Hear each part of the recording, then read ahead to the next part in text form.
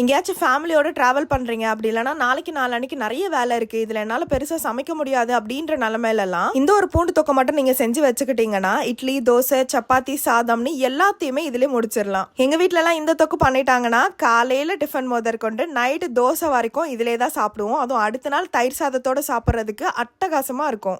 Bachelors, working விமன்ஸ்க்கெல்லாம் இது பயங்கர யூஸ்ஃபுல்லாக இருக்கும். ஸோ கண்டிப்பாக சேவ் பண்ணி வச்சுக்கோங்க. அண்ட் எப்படி செய்யறதுன்னு பார்க்கலாமா?